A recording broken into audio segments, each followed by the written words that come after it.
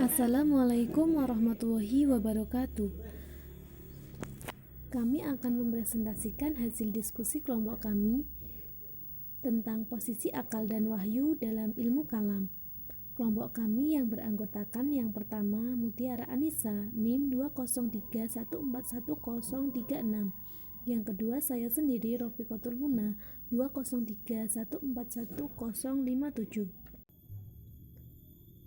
A. Pengertian akal dalam pemikiran teologi Islam.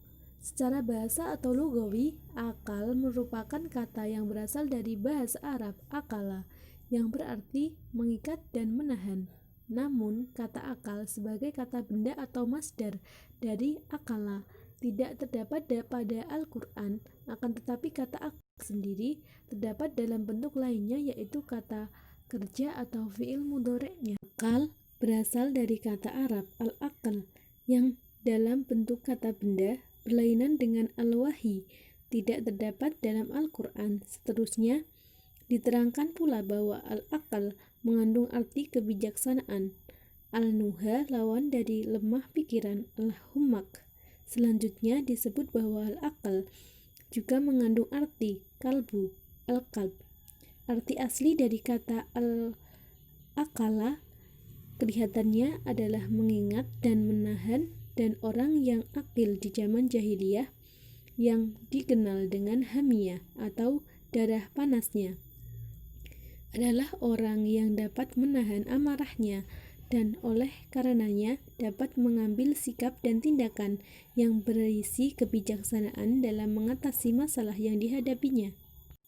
Dalam pemahaman Profesor Izutsu Haru Nasution tahun 1986, kata akal di zaman jahiliyah dipakai dalam arti kecerdasan praktis yang dalam istilah psikologi modern disebut kecakapan memecahkan masalah. Orang berakal menurut pendapatnya adalah orang yang mempunyai kecakapan untuk menyelesaikan masalah setiap kali ia dihadapkan dengan problema, dan selanjutnya dapat melepaskan diri dari bahaya yang ia hadapi. Kebijaksanaan praktis serupa ini amat dihargai oleh orang Arab zaman jahiliyah. Pentingnya akal. Akal adalah jalan untuk memperoleh keimanan.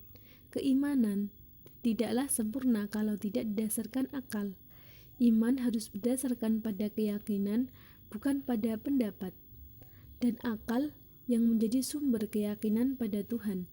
Dalam hal ini Allah SWT berfirman dalam Al-Quran surat Al-Imran ayat 191 yang artinya, orang-orang yang mengingat Allah sambil berdiri atau duduk atau dalam keadaan berbaring, dan mereka memikirkan tentang penciptaan langit dan bumi seraya berkata, ya Tuhan kami, tiadalah Engkau menciptakan ini dengan sia-sia, Maha suci Engkau, maka peliharalah kami dari siksa neraka. Quran Surat Ali Imran ayat 191. Fungsi akal di dalam penambahan keimanan. Fungsi akal meliputi sebagai berikut. Yang pertama, dengan akalnya manusia bisa berpikir dan memikirkan apa yang terjadi di alam sekitar. Yang kedua, akal juga yang dapat membedakan antara manusia dengan makhluk lainnya yang juga berada di muka bumi ini. Yang ketiga, dengan akalnya manusia bisa membedakan yang baik dan yang buruk, dan bisa membedakan yang membahayakan dan menyenangkan pada dirinya.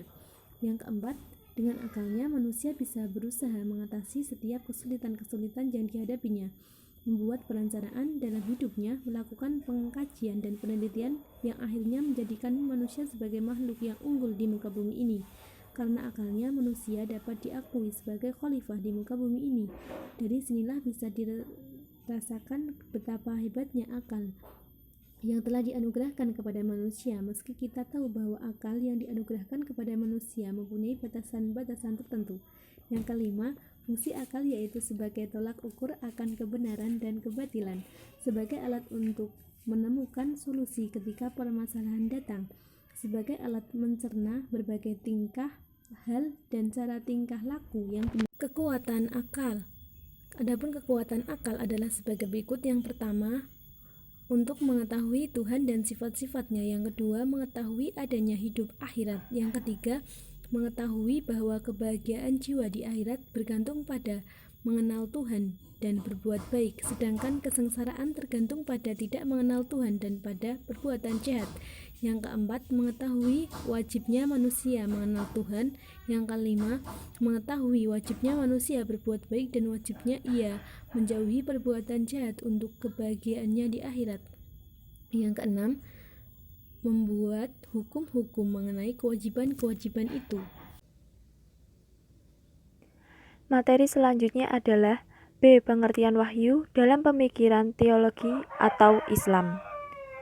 Wahyu adalah sabda Tuhan yang mengandung ajaran, petunjuk, dan pedoman yang diperlukan umat manusia dalam perjalanan hidupnya, baik di dunia maupun akhirat, yaitu yang sudah tertulis di dalam Al-Quran. Dalam Islam, wahyu atau sabda yang disampaikan kepada Nabi Muhammad SAW terkumpul semuanya dalam Al-Quran.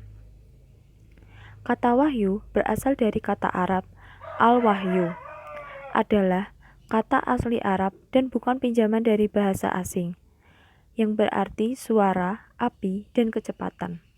Dan ketika al-wahyu berbentuk masdar, memiliki dua arti, yaitu tersembunyi dan cepat. Oleh sebab itu, wahyu sering disebut sebuah pemberitahuan tersembunyi dan cepat kepada seorang yang terpilih tanpa seorang pun yang mengetahuinya. Sedangkan ketika terbentuk maf'ul wahyu Allah terhadap nabi-nabinya, ini sering disebut kalam Allah yang diberikan kepada nabi.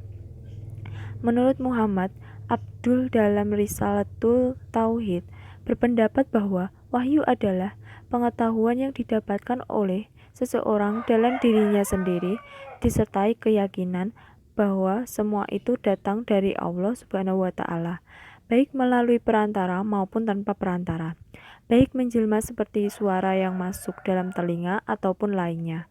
Dalam Islam, wahyu atau sabda Tuhan yang disampaikan kepada Nabi Muhammad SAW terkumpul semuanya dalam Al-Quran. Karakteristik wahyu. Adapun karakteristik wahyu adalah sebagai berikut. 1. Wahyu baik berupa Al-Quran dan hadis bersumber dari Tuhan. Pribadi Nabi Muhammad yang menyampaikan wahyu ini memainkan peran yang sangat penting dalam turunnya wahyu. 2. Wahyu merupakan perintah yang berlaku umum atau seluruh umat manusia, tanpa mengenal ruang dan waktu, baik perintah itu disampaikan dalam bentuk umum atau khusus. 3. Wahyu itu adalah nas-nas yang berupa bahasa Arab dengan gaya ungkap dan gaya bahasa yang berlaku. 4. Apa yang dibawa oleh wahyu tidak ada yang bertentangan dengan akal, bahkan ia sejalan dengan prinsip-prinsip akal. 5. Wahyu itu merupakan satu kesatuan yang lengkap, tidak terpisah-pisah. 6. Wahyu itu menegakkan hukum menurut kategori perbuatan manusia, baik perintah maupun larangan. 7. Sesungguhnya wahyu yang berupa Al-Quran dan As-Sunnah turun secara berangsur-angsur dalam rentang waktu yang cukup lama. Fungsi wahyu. Wahyu diperlukan untuk memberitahu manusia atau memberi informasi bagi manusia. Wahyu ini berfungsi memberi konfirmasi tentang apa yang telah dijelaskan oleh akal manusia sebelumnya. Yang dimaksud memberi informasi di sini yaitu wahyu memberitahu manusia bagaimana cara berterima kasih kepada Tuhan, menyempurnakan akal tentang mana yang baik dan yang buruk, serta menjelaskan perincian upah dan hukum yang akan diterima manusia kelak di akhirat. Yang selanjutnya mempunyai fungsi memberi penjelasan tentang perincian hukum dan upah yang akan diterima manusia di akhirat.